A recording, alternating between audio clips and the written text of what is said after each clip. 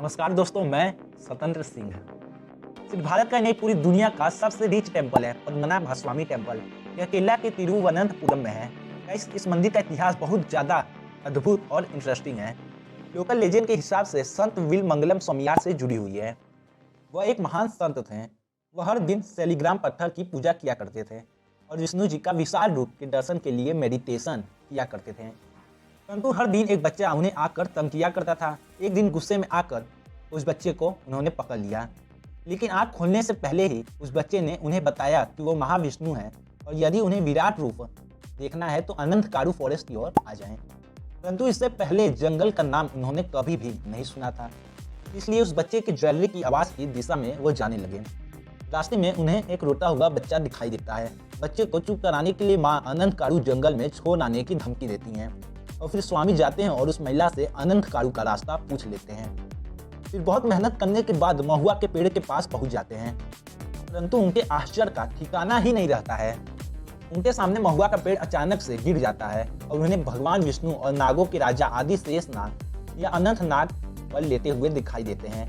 Guys, ये रूप इतना विशाल होता है कि एक छोर तिरुवल्लम और दूसरा छोर यूरोपर तक पहुंच जाता है। तो संत विष्णु जी से छोटे आकार होने के लिए प्रार्थना करते हैं ताकि वे उनका पूजा कर सकें।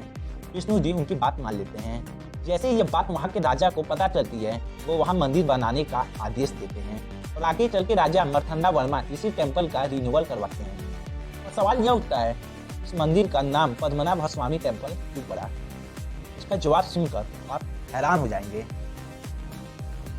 इस मंदिर की मूर्ति बाकी मंदिरों की मूर्ति से काफी ज्यादा अलग है। यहाँ की मेन श्राइन इस तरह बनाया गया है कि इसमें आपको लॉर्ड ब्रह्मा, लॉर्ड विष्णु और लॉर्ड शिवा तीनों की छवि दिखाई देगी। मंदिर के अंदर भगवान विष्णु आदि शेष नाग पर शयन मुद्रा में लेटे हुए हैं। उनका राइट हैंड एक शिवलिंग को टच कर रहा है और उनकी नाभि से एक कमल का फूल निकले दिखाई देता है, जिसके ऊपर लॉर्ड ब्रह्मा बैठे हुए हैं। इसी कारण इसका नाम पद्मनाभ स्वामी रखा गया है। इस मंदिर को और आकर्षक इसके 3 दरवाजे बना देते हैं। एक दरवाजे से शेषनाग, लॉर्ड विष्णु और शिवलिंग दिखाई देते हैं। दूसरे दरवाजे पे लोटस फ्लावर पर लॉर्ड ब्रह्मा दिखाई देते हैं और तीसरे दरवाजे से भगवान विष्णु के चरण दिखाई देते हैं। यह मंदिर अपने वेल्थ के लिए रिसेंटली पूरी दुनिया में चर्चे में रहा है। इस मंदिर में 6 दरवाजे हैं, जिसमें से 5 दरवाजे आज तक खोले गए हैं। उस दरवाजे के पीछे से क्या मिला?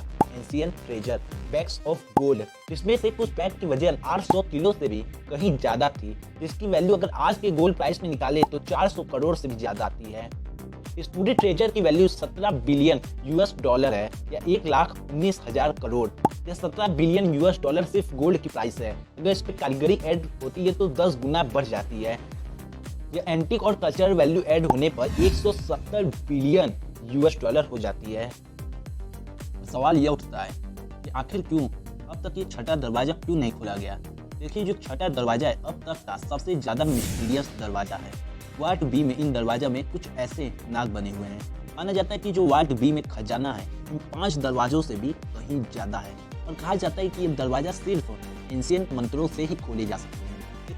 देखिए, अगर कुछ राज है तो उसे राज बनाना ही ज्यादा बेहतर है। अब तक आप समझ गए होंगे कि भारत को सोने की चिड़िया आखिर क्यों कहा जाता है। ब्रिटिश ने भारत से 45 ट्रिलियन यूएस डॉलर से भी अधिक से भी ज्यादा वेल्थ चोरी की। किसी ने अगर ब्रिटिश से भी ज्यादा भारत को लूटा है तो वह महमूद ऑफ गजनी।